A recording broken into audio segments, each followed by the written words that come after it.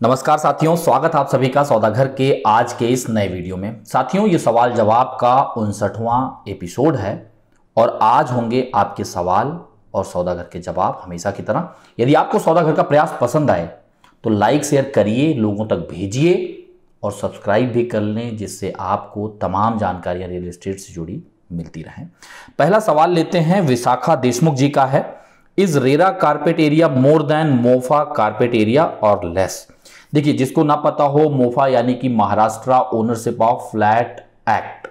तो जब रेरा नहीं था तो जो बायर्स हैं उनके राइट्स के लिए मोफा लड़ती थी। मोफा में लोग अप्रोच करते थे और उससे समाधान भी निकालते थे।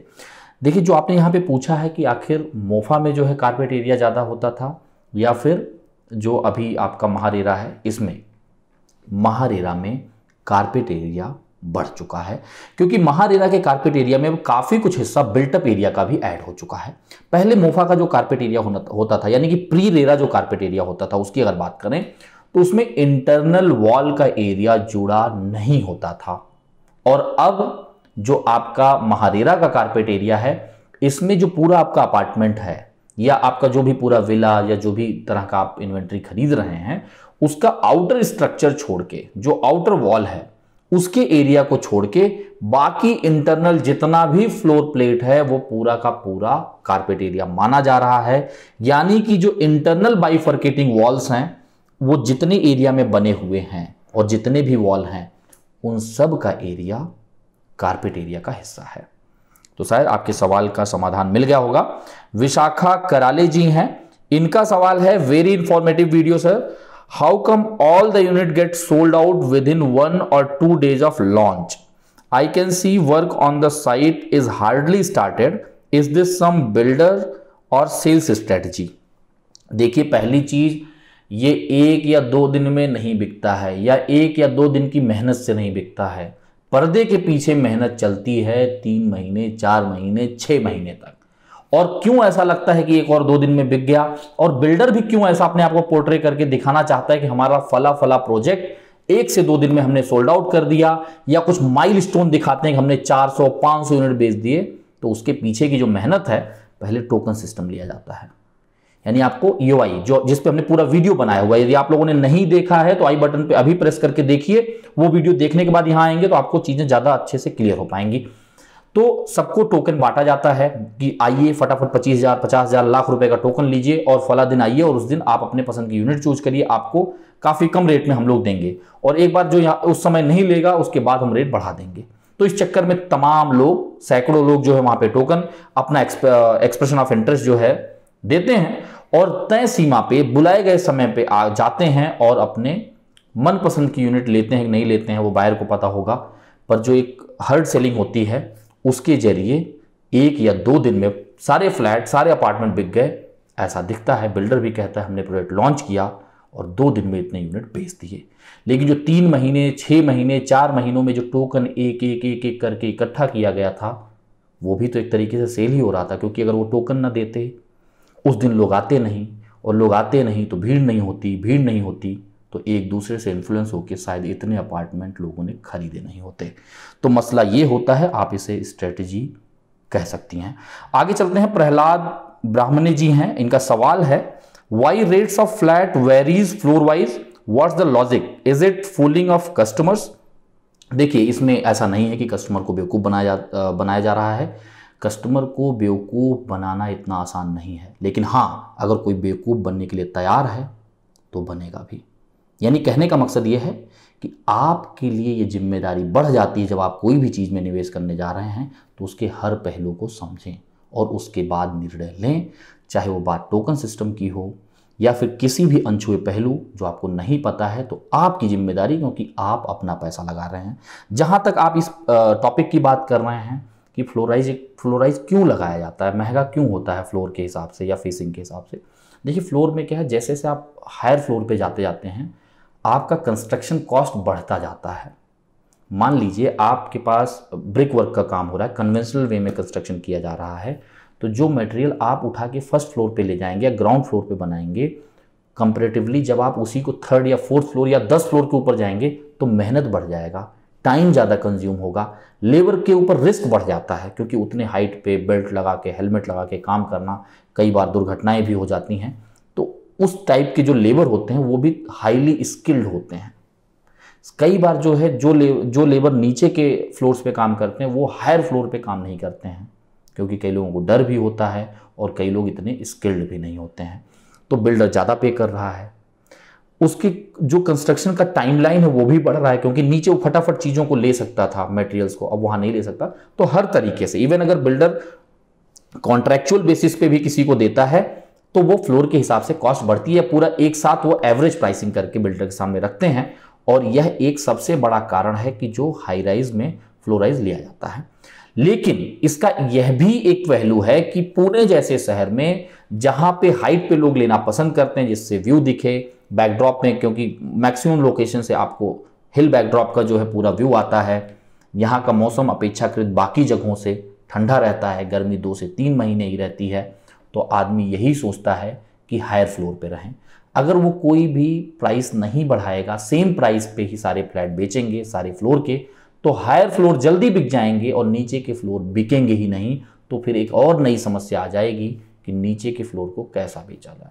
और यही कारण है कि फ्लोर राइज लगाया जाता है, उसमें यह एक रीजन भी काम करता है क्योंकि जिस रीजन में गर्मी ज़्यादा पड़ती है, हवा का नेचर है कि जब धूप आएगी जो गैसियस मॉलिक्यूल्स हैं वो गर्म होंगे तो वो ऊपर उठेंगे और ठंडी हवा उसे रिप्लेस करेगी। तो नीचे के फ्लोर ठंडे रहते थे अपेक्षाकृत और ऊपर के फ्लोर में गर्मी ज़्यादा रहती थी क्योंकि जो गर्म हवा है वो ऊपर उठती थी। यही कारण है दिल्ली एनसीआर ले लीजिए, नॉर्थ इंडिया में आप चले जाइए, वहाँ पे हायर फ्लोर पे फ्लैट सस्ते बिकते हैं अपेक्षाकृत नीचे। पर इसका मतलब ये नहीं कि यहाँ उल्टा बेचा जा रहा है, वहाँ पे भी कंस्ट्रक्शन कॉस्ट बढ़ता है। फिर वो एक एवरेज कॉस्ट निकालते हैं, फिर वो देखते हैं लोग सबसे ज़्यादा किस तरफ रुझान दिखा रहे हैं। तो वहाँ पे लोग नीचे की तरफ ही रुझान दिखाते हैं, जो हमने आपको ठंडी गर्मी का कंसेप्ट बताया। तो नीचे रुझान दिखा रहे हैं तो ऊपर का सस्ता बेचो, जिससे लोग पहले ऊपर का ले लें और फिर नीचे का हम आराम से बेच देंगे क्योंकि उसे बेचना आसान होगा। वही चीज़ यहाँ उलट हो जाती है, मौसम ठंडा है तो हर कोई ऊपर लेना चाहता है, थोड़ा पैसे बढ़ा दो तो लोग नीचे का भी ले लेंगे और ऊपर का तो बिक ही जाएगा। तो एक तरीके से स्ट्रेटेजी का भी हिस्सा है और जो कंस्ट्रक्शन कॉस्ट बढ़ता है वह भी एक उसका बहुत बड़ा मुद्दा है। आगे चलते हैं और यहाँ पे अनुज जी का सवाल है, sir it is possible to do a progress check video on Ganga Serio, also you can quote the final deal price for the project, that would be great, looking for 2 BHK is the project worth, also they said parking allocation will be done post possession, is it a valid argument given the MahaRERA ask them to mention it in a agreement itself. देखिए अनुज जी, आपने एक ही सवाल में कई सवाल पूछा हुआ है। आप ये जानना चाहते हैं गंगा सीरियो कैसा है, उसके वर्क प्रोग्रेस को भी दिखाया जाए, उसका डील प्राइस कितने में होगा, वो आपके लिए खरीदने लायक है या नहीं है, आप 2 BHK देख रहे हैं। तो ये जो पूरा सवाल है इसको आपको हफ्ते भर के अंदर दे देंगे क्योंकि हम लोग गंगा सीरियो का वर्क प्रोग्रेस, जेन स्टेट का वर्क प्रोग्रेस, नियति एलिसिया का वर्क प्रोग्रेस और रिवरडेल रेजिडेंसेस का वर्क प्रोग्रेस, साथ ही साथ जो रिवर फ्रंट रोड है जो सिवने तक जाने वाली है उसकी क्या कंडीशन है, कहाँ तक पहुँचा है, क्या है मौजूदा स्थिति, ये सारी चीज़ें आपको दिखाएंगे। तो ये सारा सवाल भी उसी में कवर हो जाएगा। जहां तक आपने आखिरी एक क्वेश्चन दिया है एक ही क्वेश्चन में कि आपसे is it a valid argument given the MahaRERA asked them to mention it in agreement itself, कि जो आपका पार्किंग है वो पूरी तरीके से मेंशन किया जाना चाहिए, उसका डायमेंशन मेंशन किया जाना चाहिए, कहां पे दे रहे हैं, कितने स्क्वायर फीट का दे रहे हैं। बिल्कुल सही बात है, अगस्त में सर्कुलर आया था, इसके ऊपर हमने वीडियो बनाया था, आई बटन पे भी अभी देख पाएंगे, पूरा डिटेल में समझ पाएंगे। जिन लोगों ने समझ लिया है उनको यह बताना चाहूंगा, यदि बिल्डर आपको पार्किंग बेच रहा है तो उसको ये सब चीजें मेंशन करना अनिवार्य है। कौन सी चीज? उसका डायमेंशन, आपके पर्टिकुलर पार्किंग का मैप लगाना और वही पार्किंग नंबर आपके एग्रीमेंट में मेंशन करना। लेकिन इस क्लॉज में एक चीज जो साफ साफ कही गई है, जो महारेरा ने कही है, अगर बिल्डर इसे आपको बेच रहा है तो। अब होता क्या है, आप तो खरीदते हैं, आप में से हर एक इंसान पार्किंग खरीदता है, लेकिन बिल्डर हर किसी को पार्किंग बेचता नहीं है। अब ये कैसी बात हुई? आप खरीदते हैं लेकिन बिल्डर बेचता नहीं है, क्योंकि आप अगर खरीदते हैं, उसका पैसा देते हैं, तो किसी और माध्यम से वो रजिस्टर किया जाता है। जैसे इसको एग्रीमेंट कॉस्ट में जब आप देखेंगे तो एक इंफ्रास्ट्रक्चर चार्ज आता है, जिसके अंदर society formation, club house charges, parking charges, infra development, तमाम चीज़ें जुड़ के उसको एक कॉमन सा नाम कुछ दे दिया जाता है। जैसे ज़्यादातर समय में इसे इंफ्रास्ट्रक्चरल चार्ज के नाम से जाना जाता है, तो उसी के अंदर है। अब बाइफर्केशन में ये तो नहीं कहा जा रहा है आपसे कि ये पार्किंग में आपको 2 लाख में बेच रहा हूं और 1 लाख रुपए इंफ्रा का चार्ज ले रहा हूं, 30,000 रुपए में सोसाइटी फॉर्मेशन का ले रहा हूं, और इसमें आपका जो क्लब हाउस है और जो मेंबरशिप है वन टाइम आपसे ले रहे हैं वो इतना, ये बाइफर्केशन तो बिल्डर देता नहीं है। तो ऑन पेपर वो आपको पार्किंग बेच नहीं रहा है। अगर वो बेच नहीं रहा है तो इस चीज के लिए वो लायबल नहीं है कि आपको उसका मैप लगाए, उसका डायमेंशन बताए और मेंशन करे। यही एक जो ग्लिच है ये बिल्डर को बचा ले रही है। और बहुत से बिल्डर यह भी कह रहे हैं कि अगस्त में सर्कुलर आया तो उसके बाद जिनकी सैंक्शनिंग रेरा पे आएगी उनको ये चीजें मेंशन करना है। यह भी एक गलतफहमी है, क्योंकि महारेरा ने यह तनिक भी नहीं कहा है कि आज के बाद जो सैंक्शनिंग आएगी उनको ऐसा करना है, पीछे वालों को नहीं करना, यानी कि अंडर कंस्ट्रक्शन वालों को भी कहना है। अगर ऐसा होता तो उसमें नोट या कुछ ऐसी लाइन जरूर लिखी होती उस सर्कुलर में। हमने सर्कुलर को पढ़ा, हमें तो नहीं दिखा। यानी कि ये एप्लीकेबल सबके लिए है, लेकिन बिकता जो पार्किंग है वो बहुत कम परसेंटेज में बिकता है यानी कि जो मेंशन किया जाता है कि हाँ हम आपको इतने में पार्किंग बेच रहे हैं, तो जहां मेंशन किया जा रहा है वहां रूल फॉलो होगा। जहां मैं आपको मेंशन ही नहीं कर रहा हूं एज ए बिल्डर, वहां मैं रूल क्यों फॉलो करूं? ये जो है बिल्डर की तरफ से एक दलील है और यहां पे वो बच जाता है, और हम आप जो है एक्सपेक्ट करते हैं सर्कुलर के हिसाब से चीजें होंगी। तो अगर मान लीजिए आपसे बिल्डर ये कहता है कि ये ओपन पार्किंग इतने की है और ये कवर्ड पार्किंग इतने की है, तो जब आप ओपन से स्विच कर रहे हैं कवर्ड की तरफ उसी बात के दौरान, तो आप बोल दीजिए ठीक है ये 2 लाख रुपए जो मैं आपको एक्स्ट्रा दे रहा हूं, 1 लाख जो भी उसका दे रहे हैं, इसका आप रिसिप्ट दीजिए कि मैंने एज ए पार्किंग आपको पे किया है। और अगर वो देने के लिए तैयार है तो एग्रीमेंट में भी उसको मेंशन करना होगा उसका बाइफर्केशन, और अगर वो एग्रीमेंट में मेंशन करेगा तो उसके दिए हुए सर्कुलर के हिसाब से उसको डायमेंशन और मैप दोनों दिखाना अनिवार्य हो जाएगा। बाकी जो अनुज जी आपका सवाल मैंने बता ही दिया, जो 1 हफ्ते के अंदर हम आपका ये वर्क प्रोग्रेस और रिवर फ्रंट रोड का वीडियो ला रहे हैं उसमें आपको मिल जाएगा। अब इसे खांडेलवाल जी हैं और इनका सवाल है, विच location is better from future perspective, लोगांव और वाघोली? देखिए साथियों, एक चीज पहले इसमें समझ लेते हैं कि लोगांव और वाघोली में बेसिक फर्क क्या है। वाघोली अगर आप देखें तो ये ग्राम पंचायत का हिस्सा था, काफी लंबे समय से रुका हुआ था, कॉरपोरेशन का पार्ट नहीं था। लेकिन वहीं अगर हम लोगांव को समझें तो 2017 वाले जो लिस्ट है उसमें इसका नाम था, यानी कि 2017 में ये पुणे म्युनिसिपल कॉरपोरेशन में शामिल हो चुका था। और वाघोली अब जाके जो नया सर्कुलर जो हमने वीडियो भी बनाया था जिसमें 28 विलेजेस को ऐड किया गया था, इस वाले लिस्ट में यानी कि इस साल के लिस्ट में वाघोली का नाम था, और इस साल जो है वाघोली पुणे म्युनिसिपल कॉर्पोरेशन का हिस्सा बना। और इसी 28 विलेजेस के जुड़ जाने के बाद पुणे म्युनिसिपल कॉर्पोरेशन, पीएमसी और पीसीएमसी मिलके महाराष्ट्र के सबसे बड़े सिटी में शुमार हो गए।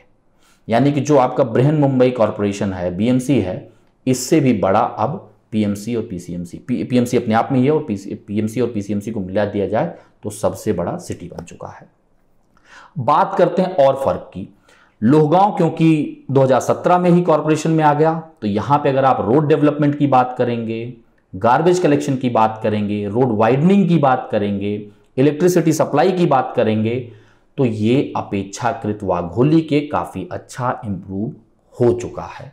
वहीं अगर आप वाघोली की बात करेंगे, क्योंकि इसी साल ये कॉर्पोरेशन में आया है, अभी इसके लिए बजट बनाया जाएगा और ये बेसिक जो सुविधाएं हैं, जैसा मैंने आपको कहा, road widening, garbage collection, electricity की आपूर्ति प्रॉपर तरीके से की जाए, इन सब में थोड़ा समय लगेगा, क्योंकि लोहगांव में भी होने में इन सब चीज़ों में समय लगा था। अब वो 4 साल बीत चुके हैं। इसीलिए जब आप कभी भी पीछे के रास्ते से, जो आपका वाघेश्वर मंदिर है, वहां से होते हुए जब आप लोहगांव एयरपोर्ट की तरफ जो रास्ता जा रहा जाते हैं, तो आप देखेंगे डायमंड वाटर पार्क का जो रास्ता कटता है, वहां से लोहगांव की तरफ का पूरा रास्ता वाइड है, अच्छे से बना हुआ था। लेकिन उसके पहले, यानी जहां आपका सुयोग का प्रोजेक्ट है, जहां से आप रोहन अभिलाषा के लिए मुड़ते हैं, जहां पे अल्फा होम है, मार्वेल फ्रिया है, यानी कि मंदिर के पीछे से लेके जो आपका डायमंड वाटर पार्क तक का हिस्सा कट रहा, वहां पे आप देख सकते थे रोड काफ़ी नैरो था और टूटा फूटा था। उसका कारण वही था क्योंकि वो जो लोहगांव की हद में था वो कॉरपोरेशन था और इधर जो है कॉरपोरेशन में नहीं था। अच्छा, इसमें जो सबसे बड़ी समस्या वाघोली से निकल के आती थी वो थी गार्बेज बर्निंग की, जिस पे हमने कई वीडियोस जो है बनाए हुए हैं। कोशिश रहेगी कि उसमें से कुछ वीडियो का आई बटन यहाँ चला दिया जाए, आप देख लें। तो ये समस्या काफ़ी लंबे समय से पेंडिंग था। सड़कों के किनारे कचरे फेंके रहते थे, जितने भी गुंठेवारी में कलेक्शन थे वहाँ तो कोई जो है गार्बेज कलेक्ट करने जाता नहीं था, वो सब लोग ला के कहीं ना कहीं सड़कों पे जो है कचरे फेंक देते थे। वह भी एक समस्या थी।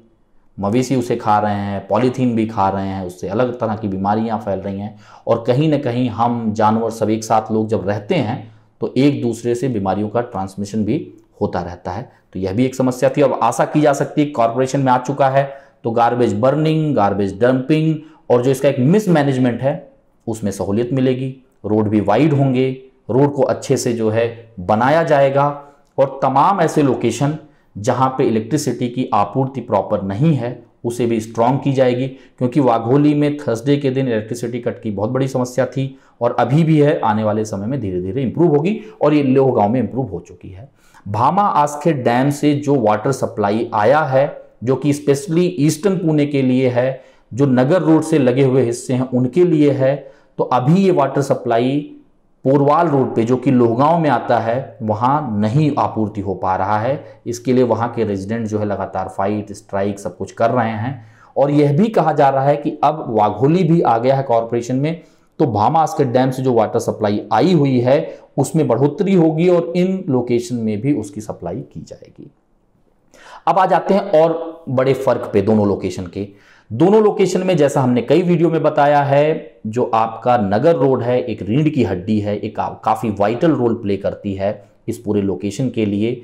उससे लगा हुआ वाघोली है तो एक उसको प्लस पॉइंट मिल जाता है। जो मेट्रो का एक्सटेंशन है वो भी नगर रोड से होना है, वो एक प्लस पॉइंट दे देता है। लेकिन लोहगांव को एक जो बड़ा एक प्लस पॉइंट मिलता है वो ये कि वहां से अगर आपको एयरपोर्ट जाना है, सेंटर ऑफ सिटी जाना है, रेलवे स्टेशन जाना है, आपको वेस्ट पुणे जाना है तो अपेक्षाकृत वाघोली से काफी नजदीक हो जाता है और 4 साल पहले ही ये कॉरपोरेशन में आ चुका था तो उसका बेनिफिट भी दिखता है। रोड वाइड है, रेड लाइट लगे हुए हैं और तमाम चीजें जो है वो एज इट इज आप देखें तो काफी सही ढंग से चल रही हैं। लेकिन एक यह भी समस्या है कि वहां गुंठेवारी में तमाम कंस्ट्रक्शन हुए हैं तो किस तरीके से वो रेगुलराइज होंगे। जो काफी कंजेस्टेड और डेंस सोसाइटीज हैं, जैसे आप कलवड़ बस्ती की बात कर लीजिए, उसका क्या होगा, वहां के रोड डेवलपमेंट का क्या होगा, पानी की आपूर्ति कैसे की जाएगी, क्या वहां पे कुछ नया रीडेवलपमेंट प्लान लाया जा सकता है जिससे तमाम लोग जो छिटके पड़े हैं, स्कैटर्ड हैं, उनको एक जगह पे बसाया जा सके और चीजों को थोड़ा आसान किया जा सके। क्योंकि वहां से जैसे आप लोगों को पता होगा, जैसे ही आप एयरपोर्ट के जोन में आते हैं, एयरफोर्स के जोन में आते हैं, जब आप कभी वाघोली से आइए और एयरपोर्ट की तरफ निकलिए तो वहां साफ लिखा होता है फोटोग्राफी स्ट्रिक्टली प्रोहिबिटेड। लेकिन जो मैं कलवड़ बस्ती की बात कर रहा हूं, यहां से आपको सीधा का पूरा सीधा एयरपोर्ट दिखता है। आप अपने मोबाइल कैमरे से भी सारी चीजें रिकॉर्ड कर सकते हैं। तो ये एक सिक्योरिटी ब्रीच भी है। वहां पे अच्छी खासे कंपाउंड वॉल बनाए जाने चाहिए और यहाँ जो डेंस सोसाइटी है इसका भी उद्धार करना चाहिए। लोगों को कन्विंस करके 1-2 जगहों पे हाई राइजेस टावर बना के कहीं ना कहीं अगर इसमें लोगों को शिफ्ट करेंगे तो चीजें ऑर्गेनाइज भी हो सकती हैं। जो सिक्योरिटी ब्रीच की बात कर रहा हूं वो भी आसान हो पाएगा। जो भी लोग इसे देख रहे हैं, जो भी लोग वहां गए होंगे, इस बात को कोरिलेट कर पाएंगे। तो ऐसे तमाम, जैसे खेसे पार्क है, अपने आप में काफी अच्छा डेवलप्ड है, काफी अच्छे लोग वहां रह रहे हैं, लेकिन फिर वही बात है कि वो सैंक्शन नहीं है। आप कंस्ट्रक्शन करने जाएंगे, एयरफोर्स की अनुमति नहीं मिलेगी, आपका कंस्ट्रक्शन डिमोलिश कर दिया जाएगा। अब काफ़ी लोग समझदार भी हो गए हैं, नए कंस्ट्रक्शन वहाँ पे बहुत ही कम चल रहे हैं। और जो आपका डीवाई पाटिल कॉलेज रोड है, जहाँ से आप सीधा गांव की तरफ जाते हैं, वहाँ पे भी तमाम गुंठेवारी कंस्ट्रक्शन है, उसको भी रेगुलराइज किया जाए, रोड पे काम किया जाए, सीवर लाइन पे काम किया जाए, उनको ड्रिंकिंग सप्लाई प्रोवाइड की जाए। क्योंकि जब आप उनसे प्रॉपर्टी टैक्स लेना चालू कर दिए हो तो बेसिक सुविधाएं भी दीजिए, कॉर्पोरेशन की जिम्मेवारी है। और 4 साल होने के बावजूद भी अगर वहां पे लोगों को पानी नहीं मिल पा रहा है तो आप सोचिए वाघोली जो न्यूली एडेड विलेज है इस पूरे लिस्ट में, 28 लिस्ट में, उनको जो है गुंठेवारी में और जो इंडिविजुअल हाउसिंग है उनको कब पानी मिलेगा। और सोसाइटीज में भी तो नहीं मिल रहे हैं। कि हम एक्सपेक्ट कर सकें कि 3 साल बाद वाघोली के सोसाइटीज़ में कॉरपोरेशन का पानी आ जाएगा। तो पानी एक बड़ी समस्या है जिस पे अथॉरिटीज़ को ध्यान देना चाहिए कि आखिर अगर हम इन सब गाँवों को कॉरपोरेशन में ला रहे हैं तो इसकी रूपरेखा क्या बनेगी, कहाँ से कितना फंड डिप्लॉय किया जाएगा और बेसिक सुविधाएं लोगों तक कैसे और कितने जल्दी पहुंच पाएंगी। क्योंकि प्रॉपर्टी टैक्स में इमीडिएट चेंज आता है। कई बार यह भी दलील दी जाती है कि जब प्रॉपर्टी टैक्स कलेक्ट होगा, एक कॉर्पस तैयार होगा, तब हम इन चीजों पे काम करेंगे। तो बेसिक अगर हम समझें तो ये मूल रूप से ये डिफरेंसेस दोनों लोकेशन में हैं। आज के समय में कहा जाएगा तो कॉरपोरेशन की मैक्सिमम सुविधाएं लोहगांव में मौजूद हैं और नए ऐड होने की वजह से वाघोली में अभी इन सुविधाओं का आने में समय लगेगा। तो दोनों लोकेशन में से जो थोड़े डेवलप्ड लोकेशन की तरफ रहना चाह रहे हैं उनके लिए लोहगांव है, और जो थोड़ा वेट कर सकते हैं लंबे समय के लिए उनके लिए अच्छा प्रॉस्पेक्ट वाघोली जरूर लेके आ सकता है। क्योंकि जैसा हमने आपको बताया नगर रोड है और मेट्रो का एक्सटेंशन भी होना है और यही रास्ता आपको सीधा नगर और शिरडी के लिए टच करता है। औरंगाबाद के लिए भी यही कनेक्टिविटी काम आती है। आगे चलते हैं और अगला सवाल है सुखलाल जाधव जी का, pre lease property is good for buying, please suggest. बिल्कुल अच्छा है। अगर प्री लीज प्रॉपर्टी है और आप निवेश के लिए ही ले रहे हैं तो बहुत अच्छी चीज है। आप ये देख लें कि वो प्रॉपर्टी आपको कितने में बेचा जा रहा है और जो रेंटल वहां पे आ रहा है तो उसका परसेंटेज ऑफ आरओआई क्या है। अगर वो 4-5% के ऊपर है तो वो एक तरीके से अच्छा ही है कि आपका आरओआई ठीक ठाक है। दूसरी चीज, कौन किस तरह के लोग या किस तरह की कंपनी वहां पे जो है अभी है और वो कितने लंबे समय के लिए लॉक इन पीरियड रख रहे हैं कि वहीं पे ही रहने वाले हैं। कहीं ऐसा नहीं होना चाहिए कि जो आपको प्री लीज दिया जा रहा है वो बस आपको दिखाया जा रहा है और कुछ समय बाद वो कंपनी आगे कंटिन्यू ना करे। उसके क्लॉजेस क्या हैं। अगर आप बिल्डर से प्री लीज प्रॉपर्टी ले रहे हैं तो कई बार केसेस में ऐसा देखने में आया है कि 2-2, 3-3 साल का एक्स्ट्रा जो है रेंट आपसे ले लिया जाता है, पर रेंट के नाम पे नहीं, प्रॉपर्टी की वैल्यू बढ़ा के, और फिर वही आपसे लिया हुआ पैसा ही 3 साल 4 साल में वापस किया जाता है और यह दिखाया जाता है कि किसी के साथ हमारा कॉन्ट्रैक्चुअल बेसिस पे ये बात हुई है और वहां से रेंट आएगा। पर वो जो क्लॉजेज होते हैं इनके साथ एग्रीमेंट के, वो कंपनी कभी भी वहां से जा भी सकती है। अगर उनका प्रॉफिट लॉस मैनेज नहीं होगा तो वो छोड़ भी सकती है। तो क्या उस केस में भी आपको रेंटल मिलेगा कि नहीं मिलेगा, और ये रेंटल एश्योरेंस कितने समय के लिए, इसको आप केवल सुनने पे मत जाइए। जो रिटन फॉर्मेट में है थोड़ा समय निकाल के पढ़िए तो आपको ज्यादा तसल्ली मिलेगी और आप अच्छी नींद भी ले पाएंगे निवेश करने के बाद। तो पहले इन चीजों को आप कर लें, पेपर पढ़ लें क्या क्लॉज है, और अगर आप इंडिविजुअल रीसेल में खरीद रहे हैं और वो प्री लीज है तो आप जाके वहां वेरीफाई कर लीजिए कितने समय के लिए लॉक इन है और किस तरह का काम हो रहा है। उससे आपको पता भी चल जाएगा कि उसका फ्यूचर में स्कोप कितना है। तो चलिए आपको पीस ऑफ माइंड होके वहां पे निवेश कर सकते हैं। आगे चलते हैं SKS 777, इनका सवाल आया है और इनके कमेंट मैंने कई बार पढ़े हुए हैं, तमाम जगहों पे रिप्लाई करते रहते हैं, कई लोगों को इनसे मदद भी मिलती होगी। पर हमने कई बार कहा यदि आप लोग अपने चैनल का नाम कुछ और रख रहे हैं तो अपना नाम अगर बताएं तो ज़्यादा अच्छा रहेगा। आपने यहाँ पे लिखा है thanks for taking up question at number 2। आपका लास्ट या लास्ट टू लास्ट में सवाल जवाब में आपका क्वेश्चन लिया गया था। आपने इसमें शायद एक एलिगेशन भी लगाया, इसी वजह से मैं इसे दोबारा भी लेना चाह रहा हूँ। पढ़ते हैं और इसका जवाब भी देते हैं। The answer you gave is not exactly what I wanted. Without RERA number selling और marketing is not permitted as per RERA. This I know. Token money and EOI, why is this so openly being practised by builders when RERA does not permit? Are not builders worried और having fear of RERA? Token system होना ही क्यों चाहिए? Why not straight booking once RERA is issued? Eight one and you are saying don't invest without RERA, and then you are also said if you are sure about builder, floor plan etc, then you decide to give token. Both the statements are contradictory. If you can clarify please. This question of mine is very important and critical for many property buyers. I must say you are doing a wonderful job in educating people. Please continue the same. बिल्कुल ये सिलसिला चलता रहेगा और आपके प्रोत्साहन के लिए बहुत बहुत धन्यवाद। जहाँ तक आपने जो ये बात कही है कि विदाउट रेरा, एक तरफ आप ये कह रहे हैं कि प्रोजेक्ट में खरीदना नहीं चाहिए और एक तरफ आप कह रहे हैं टोकन सिस्टम ले लेना चाहिए अगर आप जो है उस बिल्डर से सहमत हैं, उस बिल्डर की जो बताई हुई बातें उससे कन्विंस है, तो ये बिल्कुल नहीं है। आपने जिस भी वीडियो में ये देखा होगा उसको ध्यान से देखिए। टोकन सिस्टम खरीदने के लिए वहाँ हमने लोगों को कहा है, जब आप रेरा तो देख ही लें, वो तो कहने की बात ही नहीं है, बिना रेरा के कहीं जाना ही नहीं है। इवन हमने जो पिछला वीडियो डाला है जिसमें हमने इसी टोकन सिस्टम पे ही पूरी बात की है, और शायद आपके इस सवाल का जवाब भी मिल गया होगा, उसमें ये ऐड करना चाहूँगा। उसमें भी हमने एक चीज़ ये बता दी थी कि जहाँ भी जिसका रेरा आया है उसी की बात कर रहे हैं। जब किसी प्रोजेक्ट का रेरा आ चुका है, उसके बाद अगर आप उस लोकेशन से, उस बिल्डर से कन्विंस हैं और उसके पास्ट प्रोजेक्ट से, उसके बताए हुए लेगेसी से अगर आप कन्विंस हैं और आपको लग रहा है कि आपकी रिक्वायरमेंट वहां पूरी हो सकती है, तब टोकन लीजिए। लेकिन अगर आप उससे कन्विंस नहीं है तो फिर टोकन लेने ही क्यों जा रहे हैं। जहां तक आप बात कर रहे हैं टोकन सिस्टम क्यों है, रेरा के डायरेक्ट सेल क्यों नहीं किया जाता, ये तो आपको बिल्डर ही अच्छा बता पाएगा। वैसे सीधी सी बात है, स्ट्रेटेजी है। 2 महीने की मेहनत की जाएगी, भीड़ इकट्ठा की जाएगी, भीड़ को देख के, भेड़ चाल में एक दूसरे को देख के लोग खरीदेंगे। सिंपल सी स्ट्रेटजी है, और इसे बिल्डर क्यों नहीं करेगा। अगर एक के बाद एक लॉन्चेस सक्सेसफुल हो रहे हैं तो कौन नहीं चाहेगा कि मेरा प्रोजेक्ट 2 महीने की मेहनत और 2 दिन के बुलाने पर अगर बिक रहा है तो फालतू का मेहनत क्यों किया जाए। यही कारण है कि टोकन सिस्टम होता है, और इस पर लगातार अवेयरनेस हम लोग बना रहे हैं।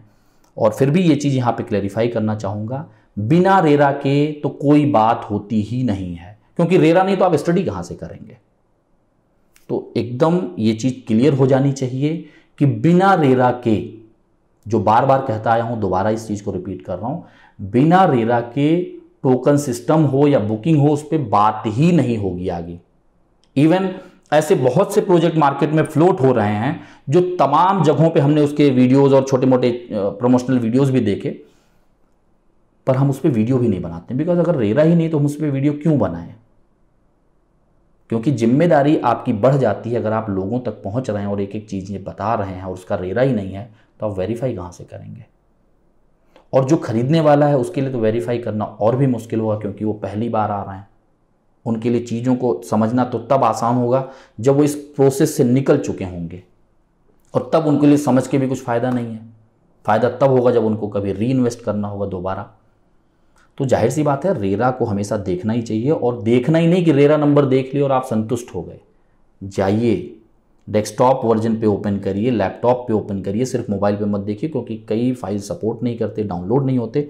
सिस्टम पे आप लॉगिन करिए, सर्च करिए प्रोजेक्ट, या रेरा नंबर से सर्च करिए, और फिर जाके उसको स्टडी करिए। नीचे आपको अटैचमेंट भी मिलते हैं, उनका फ्लोर प्लान क्या है, डिक्लेरेशन क्या है, किस तरीके से उनका MOU होगा, memorandum of understanding, allotment letter किस तरीके से दिया जाएगा।